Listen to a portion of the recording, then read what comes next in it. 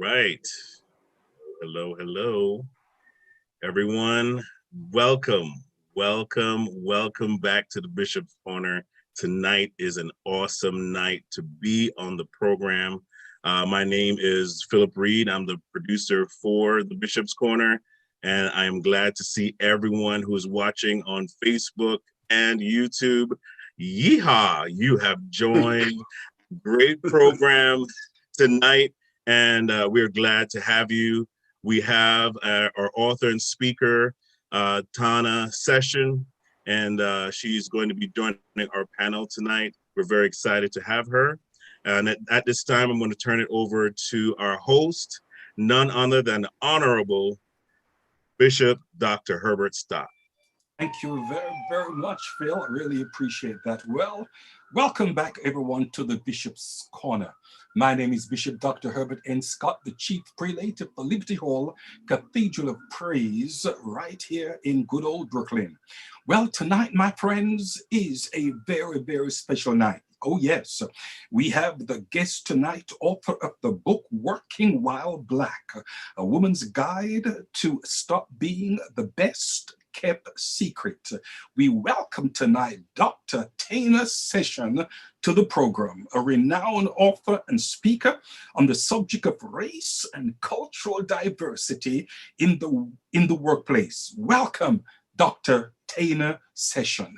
We just want to thank God for your presence, young lady.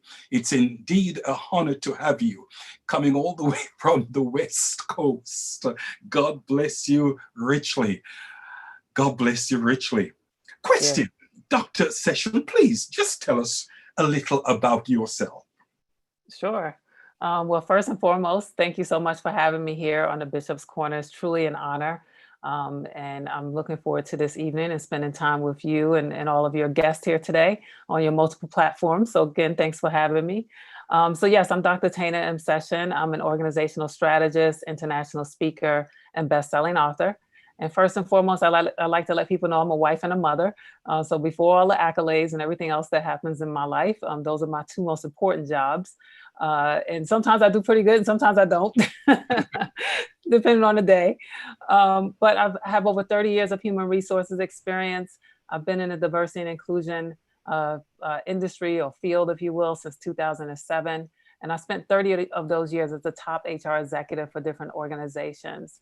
And luckily for me, 6 years ago, I was able to create my own path and become an entrepreneur. And now I do HR consulting for different public companies, as well as government agencies and private industries, where I'm going in and helping them with their HR through the lens of diversity and inclusion.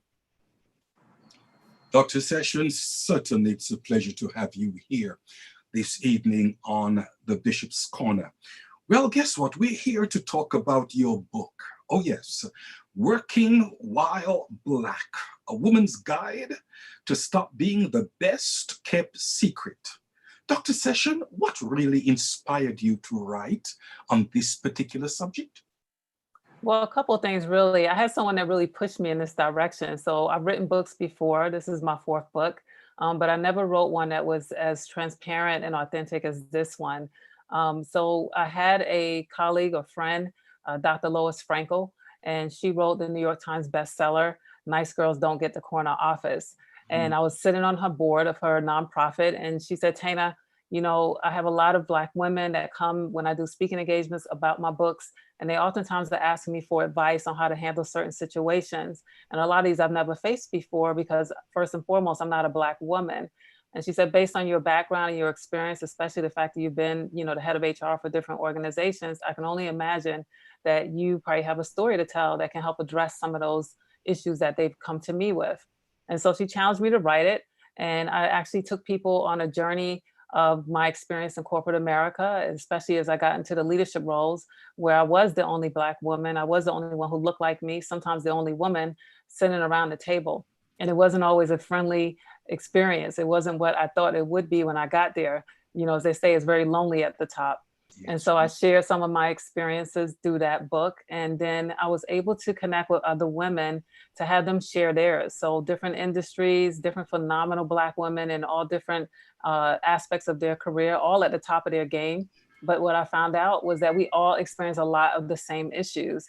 And so in the moment, you think you're the only one going through it. Sometimes you think you're crazy or that you're imagining things. But when speaking to them, I realized, oh, we need to be able to provide strategies and make this a toolkit that other women can use if and when, because they probably will if they're Black, encounter some of these same issues. And so that's what inspired me to write the book. And yeah, I'm really excited about it. Okay, thank you very much. Well put indeed. Dr. Session, what are some of the obstacles you find in corporations as it pertains to minorities or African Americans? Yeah, so first and foremost, I would have to say that it starts really from the recruiting process, right? So having hiring managers that either have a bias, whether unconscious or implicit, about who they think is the right person for the role. So that's where it really starts. And I go even further to say, oftentimes it even starts with the actual job descriptions, because sometimes there's language in there that is not, that doesn't lead someone like me to think that either that's an organization for me or that I qualify for that position, because they put so many requirements within the job description. And then once you get in the job, if you're lucky enough, the system itself is not set up for you to succeed. So you don't have the same support systems, you don't have mentors, you don't have sponsors. And then you reach a wall or a plateau where you end up not being able to grow your career as quickly or as swiftly as others that don't look like you. So that's what I've experienced as, being the head of HR, as well as my own career path. Okay, beautiful. Question: after a reader has completed reading your book, what would you like them to take away? Well, first and foremost, I want them to know they're not alone. So like I said, it's lonely at the top. And oftentimes you think, a couple of times you may think, well, am I crazy? Am I imagining this? I want people to know that, microaggressions are real, because a lot of times that's exactly what we're experiencing as marginalized people. And then secondly, I want them to be able to take away some action in terms of what they can do to turn things around for themselves, learn how to navigate these systems that weren't built for us to succeed, so we can figure out how to win at this game. Oftentimes the rules change once we're in it, but how do you figure out how to change those rules or how to catch up? What does it look like to have a sponsor? What are some of the characteristics you should look for, as well as a mentor and an advocate? What does that even mean? And I tell people it's important to know how to build your own personal board of directors. So I talk to individuals about what that means and how to do it successfully. Dr. Sessions, thank you very, very much. Listen, we will indeed be coming back to you shortly.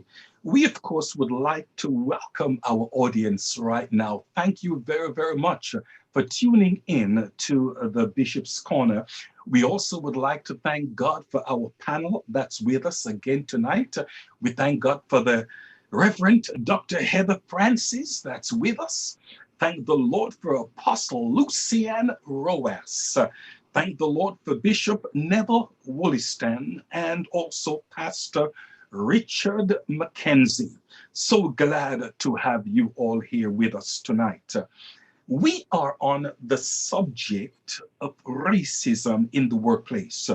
And as we have been discussing this subject of racism, question: how are we to address this issue when we are confronted with it? I want to put this question, first of all, to our panel. We'll start with Reverend Dr. Heather Francis and then over to the Apostle. Well, first of all, good evening, everyone. It's so good to be back in the Bishop's Corner again. I look forward to this session every week. I look forward to interacting with all of you. It is a tremendous blessing. Particularly, I want to give God thanks for our Dr. Session for coming on. She's such an accomplished woman of God that I really just give God thanks for her. In response to your question, how do we address it? I want to just go back or revisit an experience that I had, particularly in corporate America.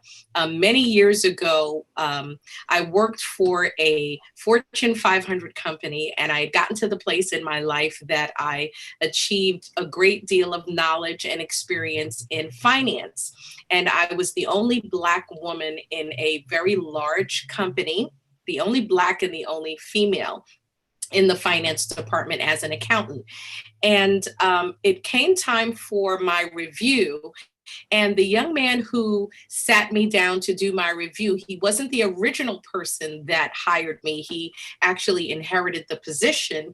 He sat down with me in the room, and as he pulls out the paper and we're about to go over my progress, he looks at me and he says, you know, if I was here when you were hired, you would not have gotten the job because I don't hire roaches. And so he was referring to me as a roach, meaning a Black person, not particularly a woman, but a Black person. But on top of that, here I am, a Black woman. And I believe that we experience the greatest variety of microaggressions in corporate America, as Dr. Sessions said. 40% of Black women are questioned with their judgment as compared to 36% in white women and 27% in Black men. That's a fun fact. It means that when I did my work, I presented it with a spirit of excellence, meaning that when I submitted my spreadsheets, my financial spreadsheets, I checked my numbers over and over and over again to ensure that whatever I was presenting, there were no questions by my male counterparts, and let alone my white male counterparts. So I was on top of my game. I made sure that I crossed every T, I dotted every I did exactly what was expected of me and even exceeded that. I was salaried, so therefore I put in the extra hours to accomplish my job. And I made sure that if I had to be there from 9 to 5, I was there from 7 to 7. So I put my time in just to make sure that no one had anything negative to say about me. And so I'm sitting there in front of this manager who's telling me that he wouldn't have hired me because I'm a roach. And immediately I became very offended. And of course, my response was to walk away. So I got up, I walked out, and I immediately went to the human resources department. And there was one young lady in there that was a sister, an African-American sister. She wasn't the head, but she was second in line under the manager. And so I thought, if anybody's going to have my back, this young lady is going to have my back. And so I go to her, I tell her what happens, because that's the protocol that we should follow in corporate America, right? If you experience racism, you should address it. So you go to human resources, you go to the system that has been put in place so that you can voice your grievance. And so I told her what happened. Of course, I was a bit angry, emotional at the same time, because this is my livelihood. At the time, I was a single woman. I'm paying my, I have to pay my bills. I have to pay my car payment, my insurance. I have bills to pay, but I'm not going to be belittled by anyone by any means, none at all.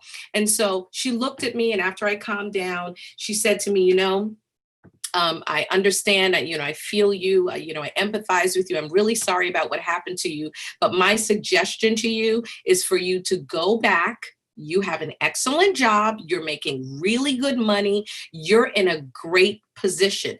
And so I have to tell you what that felt like. It felt as if I was being granted a privilege of being in this social club or this arena of men that work in this environment. And despite my education, despite my achievements, despite my experience, despite my training, I was being told that I need to shut up and go back to my office, apologize, and get back to work. So to answer the question, how do we address it? You speak out. But what do you do when your voice is not being heard, or you're in an environment where they're not going to help you because they themselves are in fear of whatever the repercussions may be? So personally, I believe that you should address it, but there is a problem, because with me, I had to walk away. I gave my resignation and I walked away because I never felt so Black before, if I can use that terminology. And in that position, I never felt Black, Dr. Sessions, but at that moment, I felt Black. And so I said, no, I've never been made to feel like that before. So my response was fight or flight. Yeah, I fought, but guess what? I'm going to get out of here for my sanity. So I left. Dr. Heather Francis, question. Now, I tend to know your temperament. Yes, you do. How did you feel when someone called you a cockroach? Can I be honest, guys? Be honest. I was pissed off. I was angry. I'm gonna keep it real. I was not thinking about Jesus. Okay. I was very, very upset. And literally, I even got payback. I'm going to be honest with you, Bishop. If it was now, I would not have done it. But you have to think back. I mean, this is back when I was like maybe, I don't know, 23, 24, around that age. And of course, that's, more than 25 years ago. So of course I wouldn't do it now. But you know what I did? I was actually so angry about it that I sat and thought about retaliation. I wouldn't do that now, guys, I don't recommend it, but I was very angry. I'm gonna be honest, listen, we wanna be real on this show. We wanna be real. So Bishop, you know me, I was really angry and I had acquired, what do you call it? The little, guys help me. What is that? The little stick that you put in the drive. Yeah, thumb drive. Yeah, the thumb drive. So I was responsible for doing the bank reconciliations for 124 stores. At the time, I had 122 complete and I had 2 more. And I was responsible for coming up with the policies and the procedures and how to actually go about doing it for the loss and prevention department. And so it had never been done before of the history of the company. No one actually came out with a manual on how to do it. So they asked me to do it. So from the first day I started, I was there for about 7 years and I was there for a long time. And so I did it. I started there when I was young and I worked my way up and, I was really proud of what I had achieved. And for this man to look at me, beautiful black me, and tell me I'm a roach. What? I said, you know what? When I was done, Bishop, with that thumb drive and my complete manual, it was over 100 and something pages. I had it all on the thumb drive. And the day I was leaving, the entire company, over 2,000 people, gave me a going away party. And he was the only person that did not come. And it was maybe 50 people were Black out of the entire 2,000 people. And he made sure he left a note on my desk that said, please make sure that you leave the thumb drive. I said, okay, no problem. And when I was ready to leave, Bishop, I took my briefcase, I took my papers, and I took my thumb drive. And that was my payback because I was angry. And that was my way of getting back. So I was upset, Bishop. I'm not even going to lie. Listen, we thank God that at that time, the rapture did not come. Thank you, Jesus. Thank you, Jesus. Apostle Roas, please weigh in that same question, sir. Would you please? Apostle Roas. Thank you, Bishop Scott. It's certainly an honor for me to be here tonight. We want to welcome Dr. Session and the panel. The workplace supposed to be a beautiful place. Some people, Bishop, would rather, we'd like to get paid for what we work, but some people would rather get less money and be in a place where they enjoy the workplace or where they love what they do. So it was Khalil Gibran, the Lebanese writer, who says that work is love made visible. Work is love made visible. And so when a man goes to work, he want to be respected. You want to be honored. You don't want your manhood to be challenged. Richard Branson, I think he's the CEO of Virgin Atlantic. He says, train people well enough so they can leave. Treat them well enough that they don't want to. I love work. Work is in the Bible.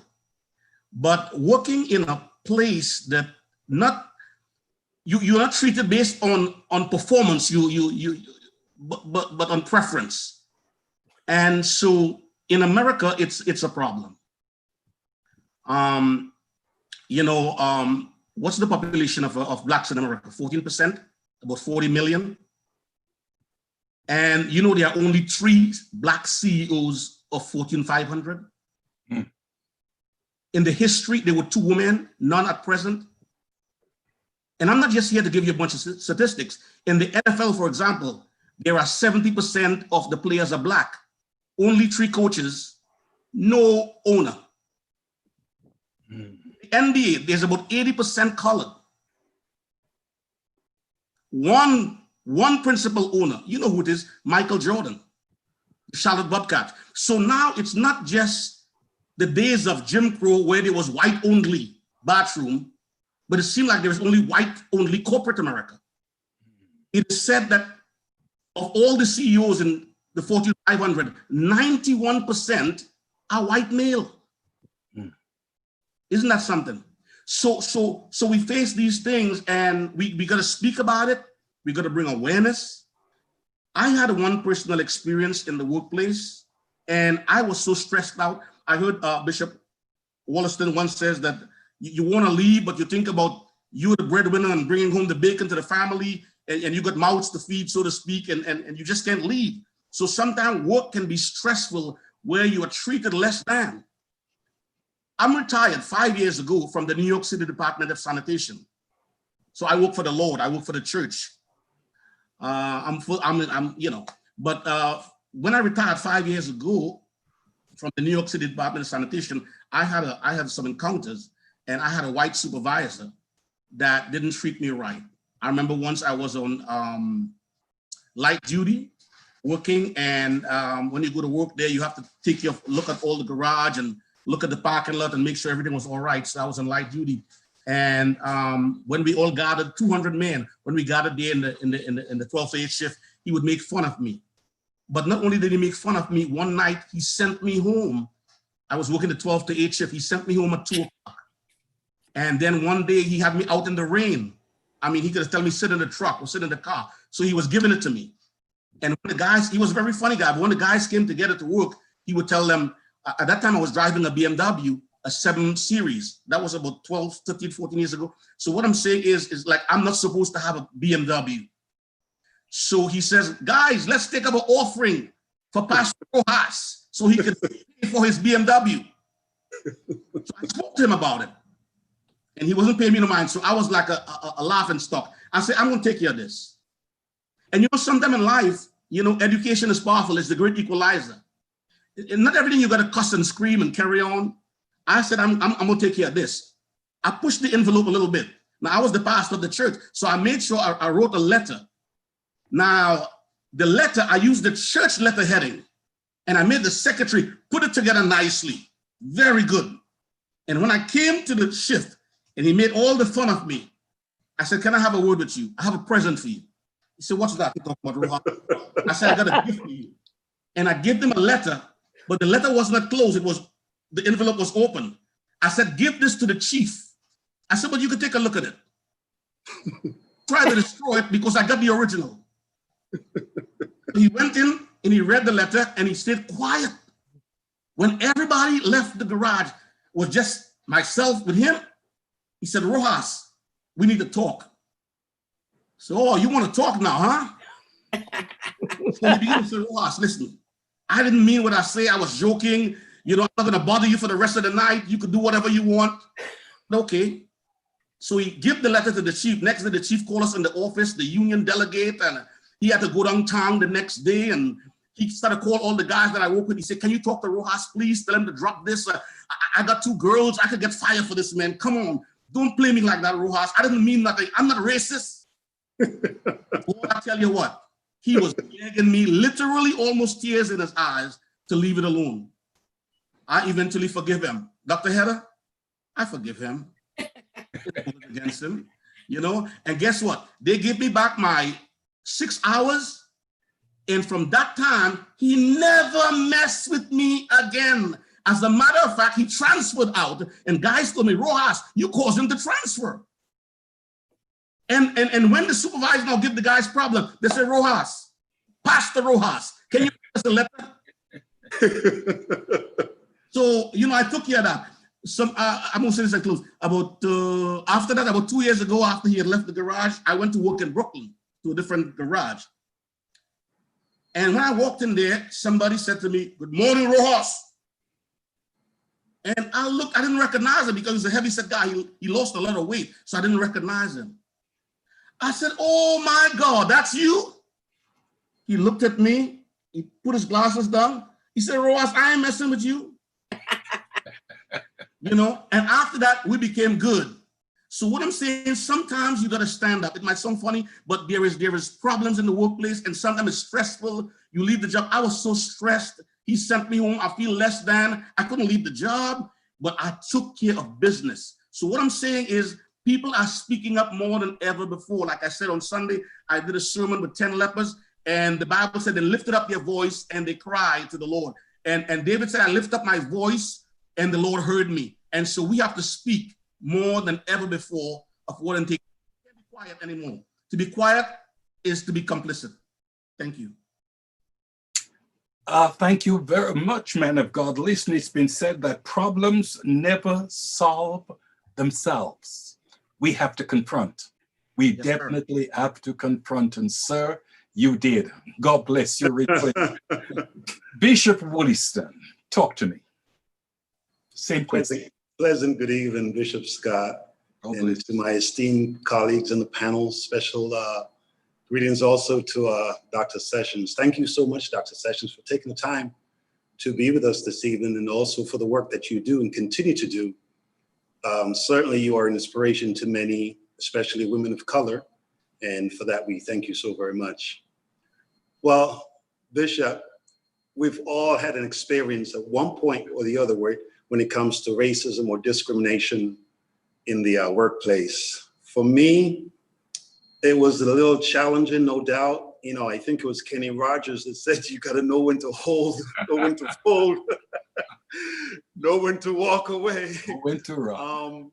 Yeah, for me, it was an experience that, again, had an impact negatively, obviously. This is 30 years, at least 35 years ago. Here I am, young, married, couple of kids, my wife, only breadwinner, and had several unfortunate situations in regards to discrimination and harassment. I had to make a decision, a concerted decision as to what do I do? I'm the only breadwinner. You know, do I walk away? Do I stay on with my ego being bruised? I remember one time, I'll never forget this. I remember one time the supervisor said to me, so at that time, maybe 2, 3 kids and only one car, by the way. So that time my wife went back to work. I had to drop the kids to babysitter and drop her to work and get to work for 8 o'clock. Yes. The joker told me, if you late again, guess how late I was? 2 minutes. Dos. This is dos? Whatever. 2 minutes.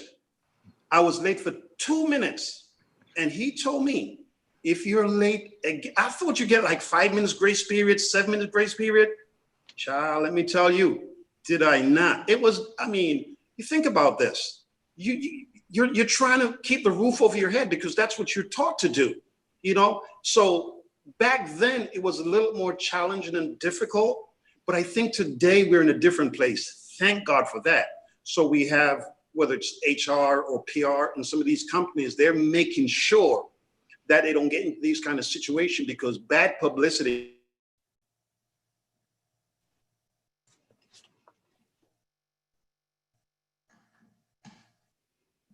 Freeze up. We lost you, doctor. Bishop froze. Further my education. Oh, there we go. I had to make sure, you know what? Let me get a plan here because this is just not working out for me at all. Yeah. So I had to further my education, up my game a little until I was comfortable enough to say, you know what? If I walk away from this today, I can walk into this tomorrow. If I can walk away from this, I'm good. So that's what I've done. But again, today it's a little different. It's a little bit more easier. Not to say the challenges aren't there. You know, so my question, maybe Dr. Session can sometime in the panel on the program speak to the fact that the idea that what do you do? It's like I was stuck. 2, 3 kids, 1 car, babysitter, and the whole 9. And you have to put up with the nonsense if you want to keep a roof over your head. So yeah, the challenges are great, but I'm thanking God that we're in a different day today. And we don't, not to say it's not here. Yes, right. It's there, but at least we have options. So I'm thankful for that. Okay, thank you very much, man of God. Okay, this time we'll be asking Pastor Richard McKenzie to weigh in. All right, good night, everyone. Bless you, Bishop Scott. Amen to the panel, to Dr. Session. God bless you. Thank you for being with us tonight. Amen. I enjoyed everything that everyone has to say. I'm going to be looking at it from two different standpoints, the standpoint of the employee and also the standpoint of the employer, because right now I'm actually in the place of the employer. So I want to make sure I touch that as well. So for employees, the first thing that I would say is know your rights. Know your rights. When you're hired, you're not just hired to be anybody's servant or slave. You have rights as well. There's something called the EEOC, which is the Equal Employment Opportunity Commission. And what they do is it's a federal agency that makes sure that federal laws are observed in the workplace. In other words, that the employer cannot discriminate against you for whatever reason. And not only that, but they also protect you that if you are supposed to go and complain or make a complaint, I should say, that the employer cannot retaliate against you, because that's one of the biggest issues that employees face, you know, the fear of, the fear of retaliation. It's the truth. And especially as Bishop Wollaston was just saying, you know, if you're not financially secure and you know that you have children, you have rent, you have all these things, the first thing that you think about is, if I lose this job, what's going to happen to me? What's going to happen to my family? And these are real things. These are real things. But there are agencies that have been created to protect us against such retaliation. Does it always work when we go to them? That's a different story. Because we heard Dr. Francis's testimony about what happened when she went to HR. You know, they're set up to help us, but not all the time do they actually help us. Second thing, as everyone has said already, speak up. Speak up. If something is happening to you, speak up. Listen, we've talked about racial discrimination and gender discrimination, but another discrimination that I specifically faced many moons ago was age discrimination. Especially when you're young in a workplace, they try to take advantage of you because they feel that you're naive. And especially, as I said to you guys, when you have a car, they send you here, there, and everywhere. I recalled, some years ago when I was like 18, 19, I was working at a specific place and I was promoted to be a store manager. I was the youngest store manager in that division. And guess what they did with me? They sent me to every store, Manhattan, Staten Island, Jersey, all over the place to clean up other people's mess. My mom used to hate it. My mom used to say, why you don't quit the job? Why you don't? But you know, you're young, you have a sense of pride. You don't want to, you don't want your parents to think that you can't handle yourself. I know they're listening right now and I know I'm gonna hear it. but you don't want them, amen, to think that you can't handle yourself. So I went with it. And what happened was, the more time I spent in everybody else's store is the less time that I got to spend in my store. And then my store started to go under. And then all of a sudden it was time for DM visits. And I had to spend 48 hours consecutively in the store, facing and making sure that everything was right for the visit. Why? Because I was naive and I was young and I had bills to pay. So I did not want to speak up and they took advantage of me. So it is important, listen, especially in 2020, you have a voice, speak up. Something going on, speak up about it. Next thing, contact HR. Sorry, Dr. Francis, but we should still contact HR. Even if it might not work out in our favor, we should make sure that we contact HR. And if some of you have unions, contact your union, speak to your union representative and tell them what's going on, but speak up. Now, as an employer, because right now my title is corporate manager of a dermatology practice right here in the New York City area. We're in every borough. As employers, we have to do our part as well. We've been talking about continue the conversation. It's in the workplace as well. If I'm a Black manager, I believe that it is my duty when I meet up with my colleagues, because we always have these dinners, these free dinners that we go to smooze one another. Listen, we have to bring up the conversation, especially right now, it's a hot topic, bring up the conversation. Not only that, training, there should be anti-racism training in the workplace. I just had to endure sexual harassment training a couple of months ago, where I had to learn that there's more than the two genders that I learned when I was a baby, which was male and female. I just had to learn a whole different definition of genders that I didn't even know existed So now, when I started it, I said, all right, genders, male and female. They started to say a whole bunch of stuff. My eyes was like this. The same way, the same way that they can teach us these things, is the same way that they could train us, amen, to be racially sensitive in the workplace. And not only that, as employers, I think it's important that we also cultivate diversity. If you're putting teams together, don't just put all the Jamaicans together or all the Black people together or all the white people together. Come on, try to intermingle people so that they can get to know each other, that they can work together, because that helps to break up all the stereotypes. Because let's be honest, we all have these little stereotypes that we have in our heads about other races. And once we get to know each other, those stereotypes will start to diminish. So that's what I have to say on that topic. Thank you, man of God. I want to put a question to Dr. Session and to the panel as well. Okay, and the question is this, and this is just piggybacking off the back of Pastor Mackenzie. What steps can we take to eliminate racism from the workplace? What steps can we take to eliminate racism from the workplace? Who's Well, Dr. Session, please, go ahead. that's a good question. Who's we, right? we? Well, I think first and foremost, education is key, right? Because, much like Pastor Mackenzie said, all of managers, all leadership should be trained on what is unconscious and implicit bias, what is microaggressions, how do stereotypes impact hiring decisions, promotional decisions. So once that level and that foundational education is taking place, much like the harassment training that companies have to do or managers and employees have to do every year or every 2 years, depending on your state, I do agree with him that this should be part of that mandatory training. So that's a lot of the work that I'm doing with my clients, is having them embedded into their annual training compliance. So that way it's continually reinforced, and eventually, just like sexual harassment, we know new genders are here and we have to recognize that, but we also know, what does harassment look like? Even if I'm a bystander and I see it, I know I can report it. Well, there's also bystander bias, right? So if you see something or hear something happening, you should know that you can report it or you can step up and address it. So the education is going to be key from the leadership, the top of the leadership, all the way down to the frontline employees. And, I've talked to my son about this. He's 24. He was out there protesting here in LA.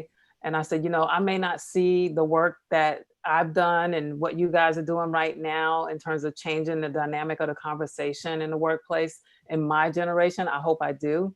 But if you think back to the civil rights leaders, we just lost John Lewis and, C.T. What's his name? Villiam, right? I can't remember his last name. But, they got to see a Black president, but the problems are still here, right? So there's still work to be done. So I think it's going to take time. Hopefully we'll see it in the next generation, Gen Y, the millennials. And if not, then maybe even Gen Z, because that generation is the most culturally and socially and ethically diverse group to enter the workforce. And they have zero tolerance for the stuff that we tolerate and that our parents and grandparents tolerated. So I think that they're bringing a new voice to the table. That's going to start the conversation, is going to continue, and they're going to call things out, whether it's right there in the workplace or on social media. This whole cancel culture is being driven by them and the actions that they're taking right now. So they know the power of their voice. They see the impact of it pretty quickly. And you see a lot of companies have come up and apologized and addressed their issues. And, it's because this generation is forcing, pushing the envelope. So I think that's what's going to help with eliminating racism in the workplace. Now, we're going to have certain institutions, whether it's government agencies, because like I said, I do some work with them. They're going to be slower on the path, right? So they're going to be a little slower to drag along. But again, as this new workforce comes in, they're going to be forced to change. We had to change the way we do business because millennials started entering the workforce. That's why a lot of cubicle walls came down and you had open workspaces, because they came in the workplace and they said, hey, we need to be part of a team. We need to have this interaction with each other. This is what we're used to. Companies bend it and they started doing open floor, workspaces and changing their benefits, offering pet benefits and stuff like that. So again, because they forced the conversation to change, that's what's going to take place. Bishop Williston, what steps do you think we can take to eliminate racism from the workplace? Well, again, I think what we're doing right now is having a conversation. We at least need to start there. I've always looked at it from the angle, or from the perspective of who really benefits from racism in the workplace. Mm-hmm. Who really benefits? Definitely not me. If no one was benefiting from it, why are they still doing it? Why is it still going on? You know, when you talk about discrimination, racism against people of color, I was just wondering, and again, I'm not an expert, I was just wondering if, let's say, their desires to keep us at a certain pay grade so that we don't accumulate generational wealth. Because if I'm just struggling to pay regular bills, no saving, no investment, no nothing, and I've had situations where when I go for review, numbers are great. I've worked in management, numbers are great, only Black, numbers are great. They find some and I'm saying, how do you do this? The numbers. I make my bosses make money, buy that new boat, get a second boat. And they're telling me, well, again, I was naive. I'm in my 30s, I had no clue. And so then they benefit because looking at the bigger picture, why do they want me to get a boat?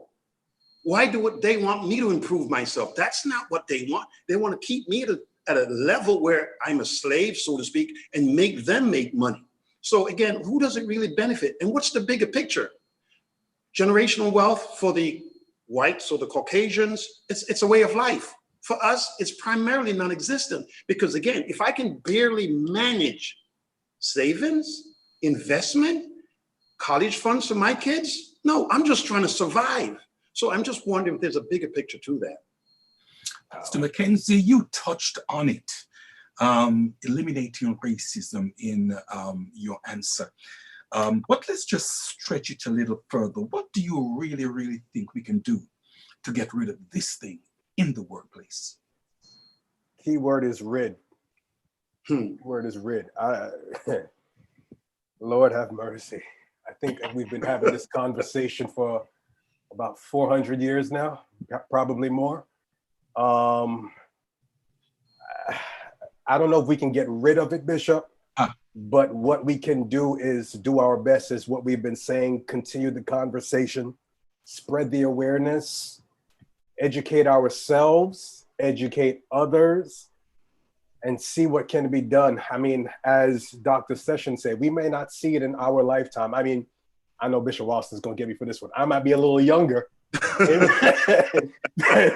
than some of you. Amen. But I still don't know if I will see it in my lifetime. But we have to encourage our children to speak up, to do what they're doing, because if you can just touch one person, that person can touch another person, that person can touch another person. And eventually, even if we don't get rid of it, hopefully it'll get better. Okay, thank you much. Dr. Heather Francis.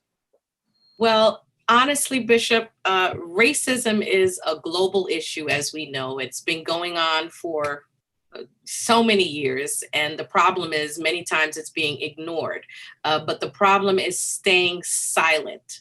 If you experience it, say something. If, make your voice heard, because people are listening and they will respond. How are they responding? Well, we're hearing about it. We heard about it from Dr. Session and also Pastor McKenzie. There are new things that are being implemented in the workplace that does make a difference. Also, we need to understand that our voice does matter.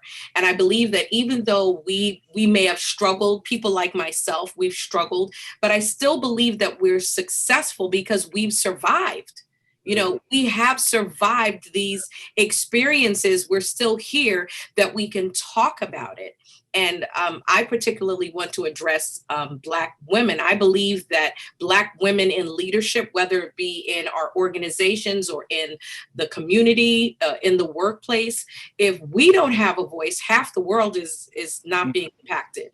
So I believe that we have to continue to have a voice. I believe that we need to continue to empower one another. What we're doing tonight is a great example of that. we brought someone on the line who is an expert in that field. She's written not just one book, not just 2 books, not just 3 books, but she's written 4 books now on the matter. Number 1, Get Your Career Life in Order. 2nd book, The Little Book of Motivation and Inspiration. 3rd book, Inside the Revolving Door. And now she's pre-selling the 4th book, which is what we're talking about tonight, Working While Black, A Woman's Guide to Stop Being the Best Kept Secret. When we empower one another, when we encourage one another as minorities, as African Americans, as women, as people of color, when we promote each other, that is a part of breaking down those walls of separation and prejudice. So this is the beginning. As both of you have said, we may not be here when the complete result of what we're doing, evolves or manifests, but this is a part of it. So if we can continue to do that, then guess what? That's success right there. And I believe that's a great part that we can do. Okay, thank you much. Apostle Roas. Oh, I'm a prisoner of hope. I believe. I'm a believer. We have been talking about this for the past how many years? Hundreds of years.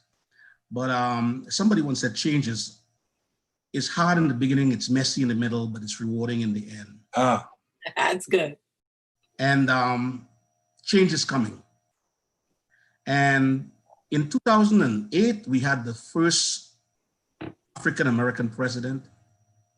Didn't mean everything was resolved. And I don't think there's one thing that we can point our finger and say, this is the reason. If we press this button, racism will go away. When Kaepernick took the knee, folks look at him as a troublemaker. I've seen cops took knees. I've seen politicians took knees. When the Black Lives started, we thought they were just a bunch of black thugs. But now companies are recognizing them. The Me Too movement. So I think people are being vocal and speaking up more than ever before. Can I say something? I'm not going to be prophetic tonight, but can I say something? Go ahead, Apostle. Can I go ahead, Dr. Francis? Can I go ahead? Go ahead. Go ahead. All right. I think, did you know that Joe Biden, the Democratic nominee, who quite possible could win this election, he declared that his running mate will not only be a woman, but a woman of color. Ooh, hallelujah. So I'm saying, what about he become, on the 21st of January, he's sworn in, a vice president as a woman of color. And Joe Biden in 2024 will be in his early 80s. Let's say he don't run again. The incumbent can be a woman of color. Ooh, hallelujah. Seeking, hey, don't look at me started now, seeking to be the president of the United States of America. So in 2008, we had a black man.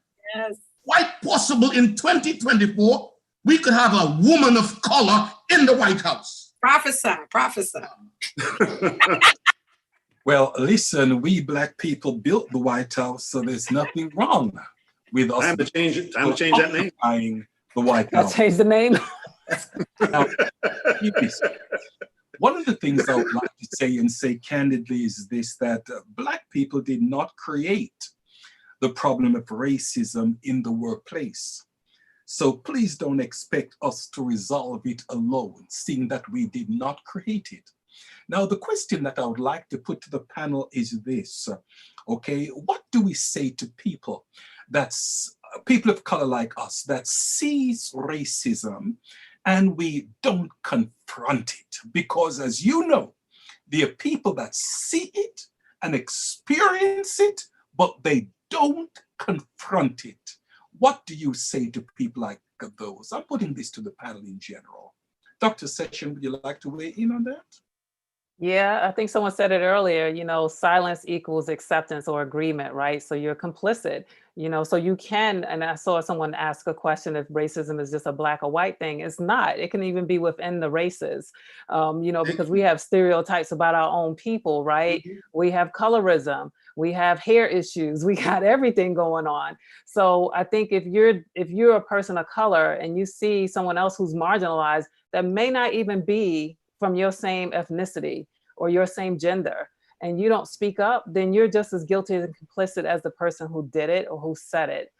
So I think we all have a responsibility. I tell people, people talk about white privilege, Mm. but I tell my clients, we all have privilege at different moments and times in our lives. And we all have power at different moments and times in our lives. I have privilege as a woman sometimes. I have privilege as a black woman sometimes. I have privilege as a light-skinned black woman sometimes. So I have to honor that when I see or hear someone saying something that is affecting another marginalized person. That's my time to be an ally. So everyone's talking about this branded word ally, and I tell them ally is a noun. It's a verb, not a noun. It takes action. So you have to be willing to put yourself out there. Like John Lewis said, he wasn't scared of dying because he knew he had to put his body out there to fight the good fight. So Mm. I think it's impossible for us, no matter what your ethnicity is, to say that, oh, it doesn't impact me. Yes, it does, in one way, shape, or form, even if because we're all humans at the end of the day. So it's something that we all really need to look in the mirror about and really think about, what part are we even playing in this? And what can we do to really help change the narrative and the language and the conversation? Because we can't all play victim. We just can't. We can't sit back and say, oh, it's not my problem, it's for the white people to fix it. No, we all have a part to play in this. And it's true what you said earlier. We shouldn't have to live it and defend it. I agree with that. So yeah, some people need to educate themselves first before they come asking a bunch of questions. We shouldn't have to do the heavy lifting. But I think we also have a responsibility to have teachable moments every single moment that we can. Thank you much. Bishop Williston, what can we say to those that do not confront racism? Well, I just thought about, I wanted to pose this to Dr. Session in regards to the situation with Dr. Heather, with her HR manager. She was powerless. What do you do when she's not able? Look at the advice she gave her. I mean, she was powerless. Number two, we spoke a little while ago. Well, we didn't really speak, but in regards to a whistleblower, look what's happening with whistleblowers today. I mean, this is at the highest of the height. And look so are we damned if we do or damned if we don't? Excuse my language. I mean, what do we do? Before she responds, can Dr. Session, did you read the comment that just came through on the chat? Oh, From no. Yeah, because that ties into what Bishop Wollaston is just saying.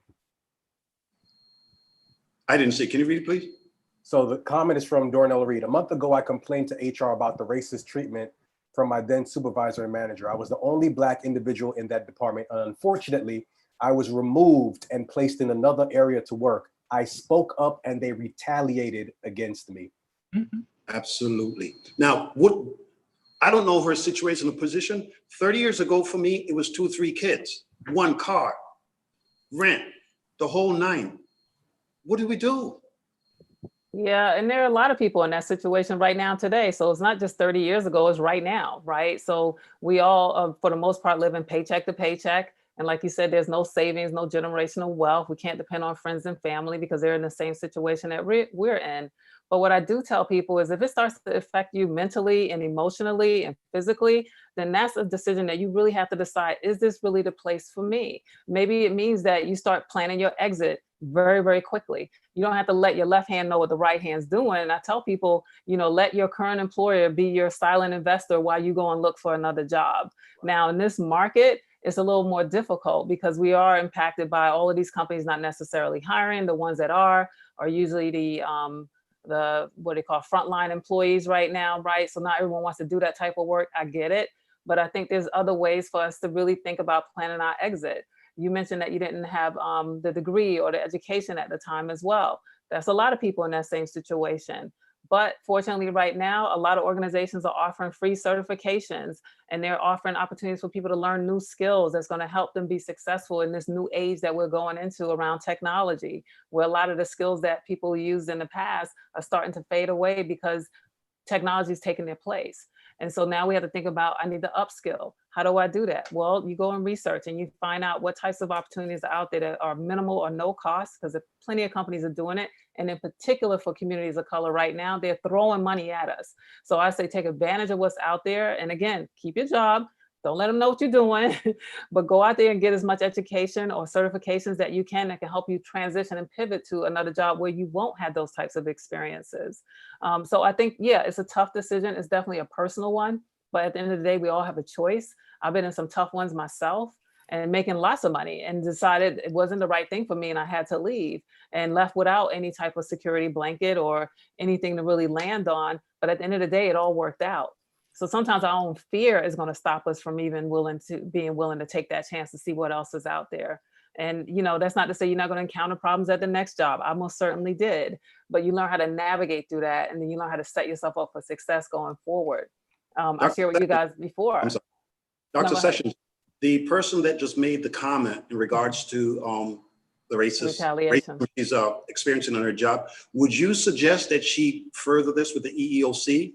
I would actually. I think if there's no one above the HR that she can go to, let's say whoever HR reports to, and nowadays, again, I don't know what industry she's in or what company she's in, a lot of companies are being a lot more sensitive about this because they don't want the negative PR. I think someone mentioned that too. So there is an opportunity now for us to have the voice that we didn't have before. And I say we should use it. So maybe that means writing a letter like, what is it, Apostle, I think Rojas said that he wrote. Yes. So perhaps you write a letter to the CEO and you let them know what happened. Now you want to make sure you dotting your I's and you crossing your T's, because if they come back and they go through your file and they find out that there was some other issues here, that's going to turn bad on you. I'm telling you that from an HR experience. So make sure your stuff is clean and clear, and then you take it to the next level. And if you still don't get results, then you go to the EEO, or maybe you do it in conjunction of, oh, and by the way, I want to let you know I filed a complaint with EEO. That's going to get a lot of people's attention, just like when Rojas did it on his job, right? Dr. Heather Francis, would you like to weigh in? What do we do to people, or what do we say to people that refuse to confront? Honestly, I agree with everything that's been said. If you're not saying anything, it just means that you agree with what's going on. It means you agree with everything that's happening. And how can you agree to injustice as a human being? I can't relate to that, especially people of color. So I believe that people of color, we need to stand together more. I said it before about empowerment. The greatest thing that we can do as a people is build one another up, build each other up. And the Bible even says that we should look at others and esteem them higher than ourselves. But do we really practice that? That's actually a great practice to do in life, because when you lift others up, you feel good about yourself. So why not do that when it comes to the workplace, when it comes to injustices? Talk about people who are being marginalized, especially Black women, because we have a double burden. We're marginalized based on our gender, based on our race and ethnicity. So it's like we get a double whammy when it comes to being marginalized in the workplace. And unfortunately, it has a domino effect. When you don't say something or help someone else who's going through, as women, we carry a burden of having the effects physically. We have higher level of stress, anxiety, depression. And then, but yet still, we have to be these wonderful mothers. I'm a single mom, so I've been doing it for over 25 years. And then and if you're a wife, oh, you still have to be the wonderful, perfect wife on top of the stress and the anxiety. So overall, it affects all of us. When it comes right down to it, there's a lot of areas of your life, because then now your family life is being affected. So not saying something and not doing something is an injustice to each other. Apostle Roas. I think it was Benjamin Franklin who said an investment in education gives the best return. And going back to the word of God, it says, my people are destroyed for a lack of knowledge. And information is the greatest commodity on planet Earth. We need to be informed. As people of color, we can't just cuss and shout. We gotta use the power of the pen. And sometimes we gotta keep on speaking and keep on fighting. I mean, the girl said she spoke and people retaliate. But I think in this time and era, as Dr. King said, we will not remember the words of our enemies, but the silence of our friends. Even with racism in the workplace, but even what has been going on in this climate and this era, some of the, even I may say the white evangelical, they are not even saying anything. You know, today is for me, tomorrow's for you. They're not saying anything. I mean, some are speaking up more, and even the church. We like I said, we are having this conversation not because we are angry Black people, but it's relevant. It needs to be discussed. To have a conversation. And I'm not saying, yeah, we could swing for the fences, but like I was saying, let's just get a single. In NFL, let's get the first down. In basketball, let's just get a basket. We got to keep chipping away. We can't stop. We can't get frustrated. We can't get fatigued. We can't throw up our hands in despair and say, I'm done. So if we could be smart in how we handle things and be informed and be educated, I think it will help us. So I believe we can't stop speaking. Sometimes we feel like it falls on deaf ears, but we gotta be informed and speak and use our voice as a tool, as a weapon. Thank you much, man of God. Pastor Richard McKenzie. Praise God. Just to piggyback on what everybody has been saying, speak up. Reach out to your labor boards, as it's being said right now. Contact the EEOC. Listen, stop being somebody's beating stick. Especially right now, me personally, I look at it this way, that a lot of time we talk about physical abuse, but sometimes the mental and the verbal abuse and the emotional abuse outweighs the physical abuse at times. And can you imagine, as Dr. Francis says, not only that, but you are so overwhelmed with what's going on that you even go home and probably take it out on your family, you take it out on your wife, you take it out on your children, all because of what's happening. I can't live like that. I can't live like that. So if it gets to the point where it doesn't change, for me personally, I know it's time to leave, because listen, if one door closes, listen, we're a practical bunch, but we're also a church, we're also a faith-believing bunch. If one door closes, I believe that God is going to open a better door for me. David said in his word, I was young and now I'm old, and I've never seen the righteous forsaken, nor his seed begging bread. I'm not saying that the one time something is done to you, just jump ship. I'm not saying that. Go through all your options. Do whatever you have to do. But if it is persistent, listen, you see this mind that I have? You see this heart that I have? I can't carry any extra heavy weight on me. I cannot.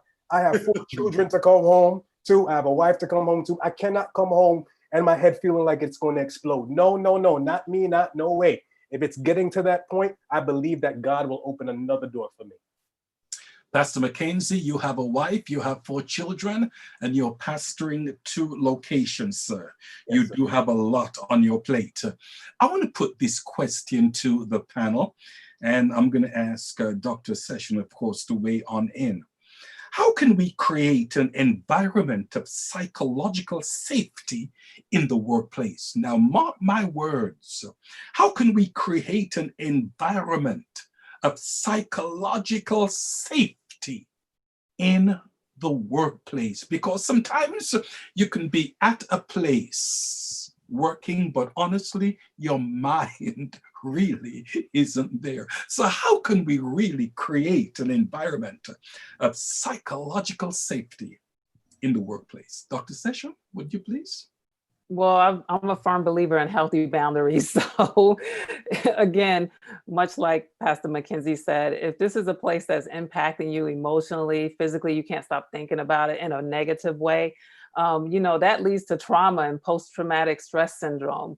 Again, I was a victim of that, and I thought I could change them. I could prove to them, I could work harder, faster, stronger than the next person, and they'll love me. Well, that's not necessarily what happened, right? I wore myself out to the extent of my own health, and it wasn't good. It wasn't healthy. So I think if we're experiencing something like that, again, it's time to have that healthy, honest conversation with yourself to say, is this really the place for me? I don't care how many years you've been there. I don't care how long it took for you to get to that position. There's another organization that will value you and what you bring to the table and probably pay you more. So, you know, that's the part that you know, like he said, it's about the faith, right? Like sometimes it's the side of a mustard seed, but you gotta believe in it and be willing to take that chance for yourself. You gotta put yourself first. Because at the end of the day, I'm telling you, I've sat around these tables with these executives for many, many years, and I still do it as a consultant. And at the bottom of the day, what matters to them is the mighty dollar, you know? So yes, you may think they love you and they all know your name, but at the end of the day, when they have to cut costs, the only thing they see is a name on a piece of paper, and they're just gonna slice right through it and keep on going without any emotional attachment to that. So just know that there is no loyalty in business. You know, it's disheartening for some to hear that, but it's the reality of it. Yes, companies are now having a new awakening to their own conscious about, you know, how they've treated employees in the past and what can they do about the ones they currently have and the ones that they eventually want to recruit.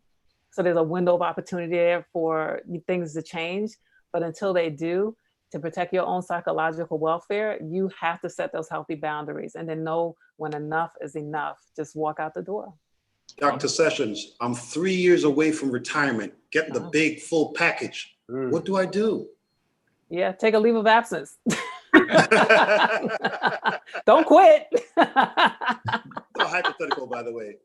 Yeah, but that's real. It's ways to work the system. Okay. You know, I've seen people go out on FMLA. I've seen people go out on workers' comp to ride that wave to get them to that date. Right? So they haven't been terminated. They're not, they haven't quit. They're still an employee. And at the end of the day, they still get, I've seen it done. And I'm like, what can we do with this employee? How can we get them off payroll? We can't. They're protected. So yeah. Use your options. Wow. Use your options. Oh man. Gotcha. Thank Dr. you. Heather Francis, how can we create an environment of psychological safety in the workplace? Honestly, Dr. Sessions hit the nail on the head. I also think that it would be great when you're looking for, this is mostly for the younger people, that when you're looking for a place of employment, that you try and see if you can research wherever you're looking to get employed, that they have programs, they have things that are put in place for your psychological or emotional health. I know I worked for quite a few companies in my lifetime, and very few of them had it, but they did have something in place. They had resource numbers, resource hotlines, and departments that you could call if you needed help or if you needed emotional problems, psychological problems. So there are things that are put in place in companies that can help you. But at the end of the day, you are your own, greatest advocate. You advocate for yourself.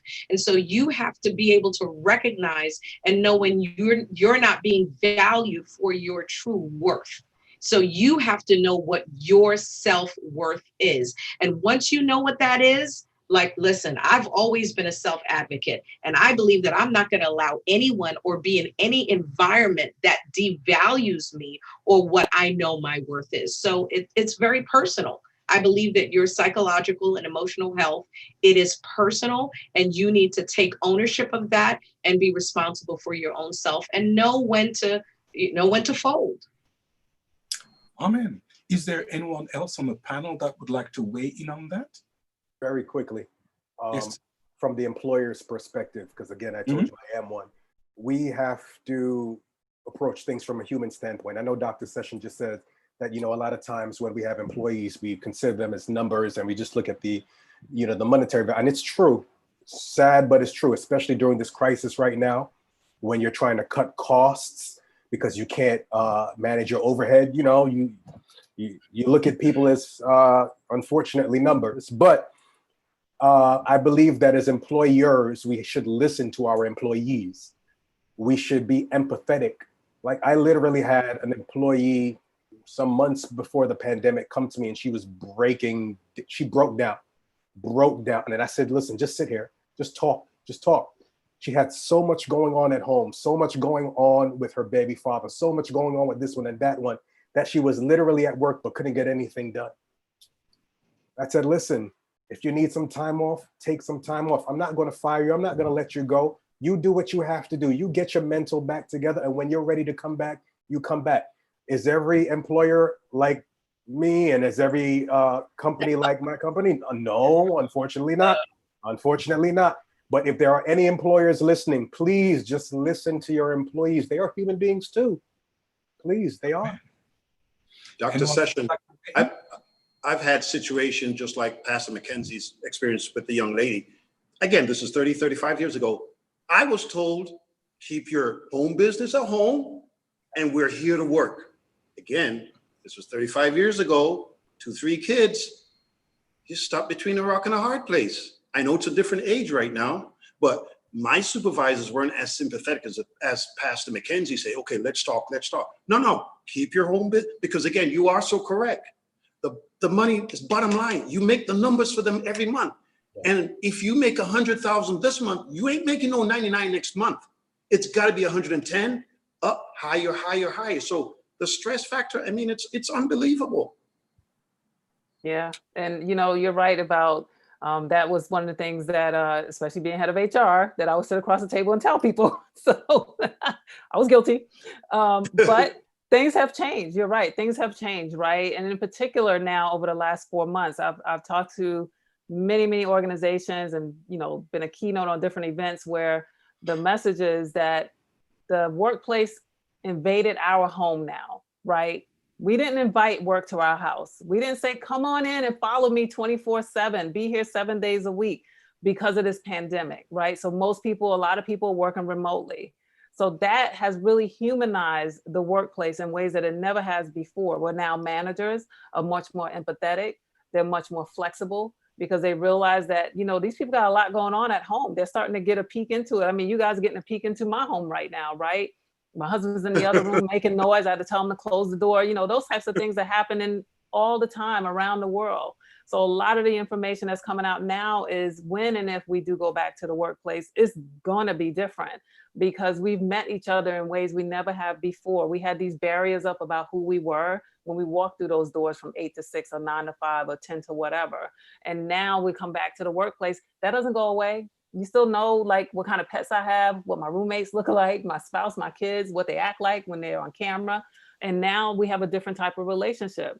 We also told people don't talk about race, politics, and religion in the workplace. And now that's all we're talking about is race, politics, and religion in the workplace, respectfully, hopefully, and sometimes very passionately, but the conversations are happening. So now it's really about you're bringing your true authentic self to the workplace now. And that means your problems are going to follow you. Plus we have this with us all day. So people can find us, we can get information just like that at the snap of a dime and react. Maybe our kids immediately need us or our spouse or significant other does. And now things are happening in the workplace. And also, by the way, I got to deal with this right now too. So those types of things are really starting to change the way people show up in the workplace. Again, I think it's gonna, when people go back to their offices, I know some people are already, but when we really can go back to, in the workplace, it's gonna really be different. I'm really convinced about that.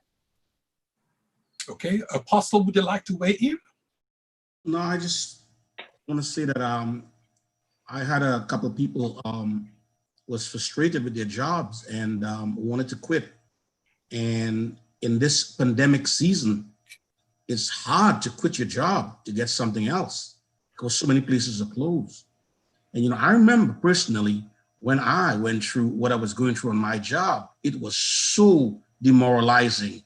It was so depressing. It was such a stressful situation to deal with. And I think when companies create a good working environment, I think workers can be more productive. I think they can even, the company more than likely would gain from a happy worker. I believe a happy worker is a more productive worker. So when the environment is healthy and peaceful and there's harmony, I think we can all perform better. But when you're performing under stress, it's such a hard thing, I mean, you spend so much time at work. Some people spend more than 40 hours a week at the workplace. And if the environment is toxic, somebody wants to, you can even bring it home to your house. It can affect your marriage. It can affect your health. So, like Khalil Gibran says, work is love made visible. And work will be beautiful. People should, I want to go to work this morning. I can't wait to go to work. I got friends there. We got good bosses there, good supervisors. But when you're going to work to a place that is toxic and there's tension and there's blackmail and there's racial tension and backbite and gossip, I mean, it's not a healthy environment. Yeah. I'm not really into numbers, but let me just throw this question out. How common is racism in the workplace? How common is racism in the workplace? Is it everywhere? Talk to me. I don't know if it's everywhere. I think it depends on, what kind of culture they've cultivated, right? So that's going to drive it. Peter Drucker, he's a big HR expert and educator, and he said, culture eats strategy for breakfast. So if the company's culture fosters that from the top usually, or somewhere in the middle with some management level, then it's going to exist, especially if it's not addressed and there's no zero tolerance policy, which a lot of companies are starting to put into place now, is a zero tolerance policy on racism. I've never seen that before. And now I think it's also about, sometimes it's so embedded that you have to wait for so many people to leave for it to go away, right? Whether that's voluntarily or involuntarily. So I don't know that it's everywhere. I think there's definitely microaggressions, and then a lot of times there's going to be bias. Now, is that based on racism? Probably on stereotypes more so than racism. And some of those stereotypes can be based on racism, depending on their exposure or lack thereof. But I can't really just with a broad stroke generalize it and say that it's everywhere. Anyone else like to weigh in on that? Well, let me ask you this last question here. Are there any way that we can approach racial equity at the workplace? Racial equity. Is there a way for us to reach racial equity at the workplace? Bishop Scott, you're asking these questions and you start with the we, and I'm always asking, who are the we? We, the Black people, we, the employee, we, the employer. I just want a little bit of clarity. Who is we? Yeah, who's we and us? If I'm on the other side, what incentive do I have? Right. Well, let me rephrase that then. This is not a reflection of your question at all. I'm just thinking out loud. I understand. Well, what do you think of that question? Is there any way that racial equity can be reached in the workplace? I think it can be reached if the powers to be want it to be. Yeah. Only if they want it to be, because unfortunately the burden shouldn't be on us. We didn't create this thing. And for some, it's like white folks who say, okay, I don't understand. So help me to understand. Mm-hmm. I don't understand your plight. I don't understand Black people. But can we talk? Help me to understand. What do you do? Dr. Heather Francis. Well, honestly, Bishop, how can we change it? How can we, honestly, you have to be at the point where you think that I can use my difference to make a difference. What do I mean by that? If I'm in a different position than you, if I have a different perspective than you, especially if I'm in a higher position than you when it comes to being in the workplace, then I can use the different status that I have, or the different platform that I have. If I can use my difference to make a difference in your life or in our environment, it's all about understanding that if you have something to bring to the table, and with what you have to say and your position, if you can make a difference, then do that. Use your influence. And many of us have influence in different ways. Sometimes people don't even understand or realize the impact that they can have and the influence that they do have. Every single one of us sitting here right now on the panel, we have influence. And if you can use your influence or your difference, or how you're different than me, how you can use your influence to make a difference and make things better. Even for me, if you can come into my world and come into my arena and use your influence and make a difference, then so be it. The problem is, a lot of times, because of the systemic racism, I know I say it a lot, guys, but it's true. Because of the systemic racism that we have been born into, not just us, but our parents, whether you be immigrants or you were born here, because of what has been put in place, many times people don't have that understanding or that realization that you really can make a difference, and they don't understand their self-worth. And we have to get to the place where we realize we've been beaten down so much. Let's be real about it. We have been beaten down so much that we have to continue to build your own self. You have to get your own pom-poms, be your own cheerleader. And, it's nice when you can have someone believe in you. I think it's wonderful when people have support systems, or a husband or a wife, someone who can be that helpmate and be that co-cheerleader. But what if you're like me and you got me, myself, and I, and thank God I got the Father, the Son, and the Holy Ghost. You have to know who you are and be confident in who God has created you to be, and understand that your voice can make a difference. And so I have to realize that I can use my difference to make a difference. And if we can all understand that concept and that belief system, we can all, be party to it and help.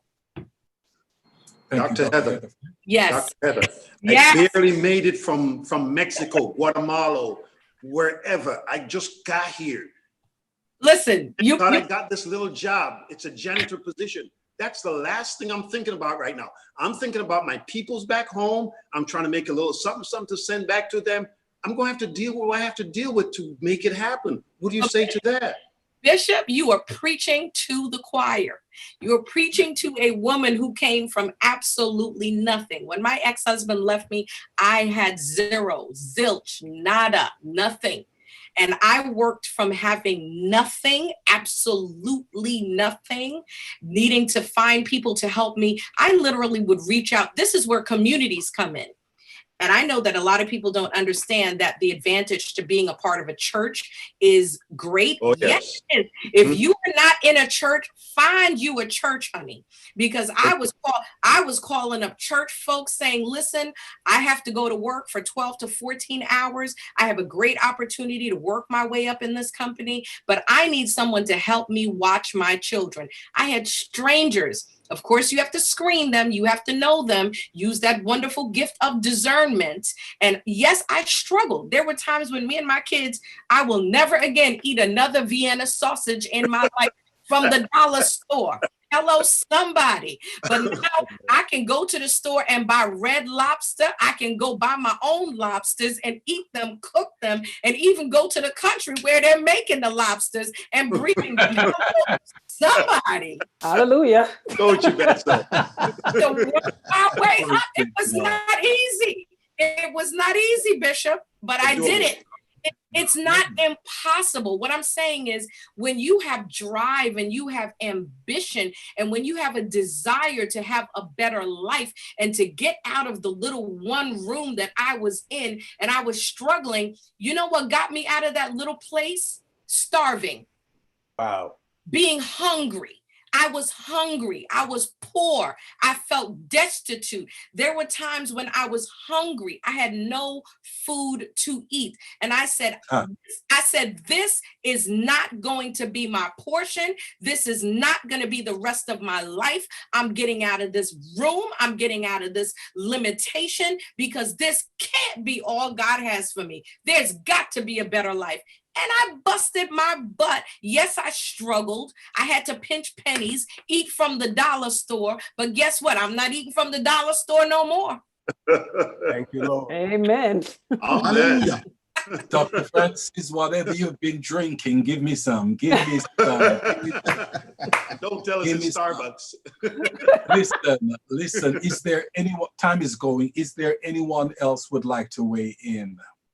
I'll weigh in on it, if you don't mind. Go ahead, woman of God. Thank you much. So will there be racial equality? I have to think back to the last 10 years of work I've done in diversity and inclusion on gender equality. And that's been the focus really for D&I for almost 10 years now. So we have more women in leadership. We have companies that have closed the gender gap between men and women in the workplace. And I think that, you know, we're going to have to do the same type of work, hard work that we did with gender equality. We're going to have to do it with racial equality. It won't happen in every single organization at the same time. It won't happen in government agencies at the same time, but I think eventually it will. There's still some companies that are lagging. You know, on average, Asian women make 97 cents on the dollar to a white man. White women make about 87 cents to the dollar to the white man. Black women make about 65 cents to the dollar of a white man. And Latinx women make about 56 cents to the dollar of a white man. That's just here in the US. Now, the World Economic Forum is saying it's going to take 200 years globally to close the gender gap. So if that says anything, then you know how long it's going to take to close the racial gap. And that's why I said, I don't know if we're going to see it in our lifetime, but I give power to the next two generations and the one after that that's coming along that's going to continue carrying this torch and doing the work. I think this tolerance level is going to continue to minimize, just like it is with the gender gap, where the next generation is coming in and saying, no, we're going to talk about salary. We want to know how much my white male counterpart is making, and I'm doing the same work. I need to be paid the same amount of money, or explain to me why I'm not. So they're being bold in those conversations. We're going to have to be bold in those conversations about the racial equality as well. Dr. Tana session, thank you very, very much for that. Listen, time is of the essence and it's time for us to close. But I'm going to give each one on the panel, starting with Dr. Heather Francis, then over to Bishop Williston, then to the Apostle, and then to Pastor Richard McKenzie. Last but not least, Dr. Tana session. Closing remarks. Dr. Heather Francis, you've got 30 seconds. Amen. We are in a different season. We're in a different world now. The world is revolving. It is changing every day. I implore you to change your mind's view, change your vision view of yourself, your situation, and life. And as long as you can believe it, you can achieve it. God bless you. Thank you much. I'd like to, if possible, have my remark in the form of a question, and that's to Dr. Sessions, if and when she's able to. So the question is, well, here's one of her statements: change small and change often. If you can, when you get your opportunity, elaborate on that. I'll be more than happy. And thank you again for taking the time to be with us. Apostle? Well, I just want to say thank God tonight. It was a beautiful session. I enjoy every bit of it. And it's just so important to address the issues. I don't think one conversation is going to change everything, but we got to be aware and conscious of it and talk about it and let our voices be made heard. Thank you. Pastor Richard McKenzie. Very quick. Speak up, know your worth, know your God, and let's create change. God bless. Dr. Session, it's all up to you. Okay, so I'll respond real quick. So change, much like Apostle Rojas said, is hard in the beginning, messy in the middle, and worth it in the end. And it takes little bite size. Sometimes you got to take baby steps to see the change. We have to constantly evolve, because what got you there won't keep you there. And that's one of the things that I tell my clients and people are looking for new jobs or new promotions, is that, yeah, you did a great job up to now. Now it's time to really stretch yourself to the next level. So that's where change often and, change. Yeah, exactly. That's why it's so important to just keep that in mind. Thank you. Dr. Sessions, thank you very much. Panel, thank you very much. A job well done. I just want to take time right now just to promote our t-shirt that we have. Oh yes, our t-shirt, and that is so important. The Bishop's Corner t-shirt. Oh yes, it's on sale now. You can go to philippreed.org. philippreed.org. Okay, and that is so important. The next time we meet, I'm hoping that we'll all be wearing that t-shirt. Well, I just want to thank the panel tonight for a job well done, and Dr. Tana session. We just want to say thank you very, very much for coming on tonight and being such a blessing. Now, I know you can't hear this, but can we just put our hands together for her and give God a great God bless you for her presence tonight. Thank you very, very much. We also want to thank Phoenix National Business Group, amen, for a job well done. This program will be online every Thursday evening from 8 until 9:30. Our goal is to empower you to prosper even as your soul prospers. God bless you all. And I just want to thank God for Philip Reed, who is the producer, who does a fantastic job. He is worth his weight in gold. Come on, put your hands together for Master Philip Reed. We thank God for him. Listen, God bless you from the Bishop's Corner. Looking forward to see you next week, same time. God bless you.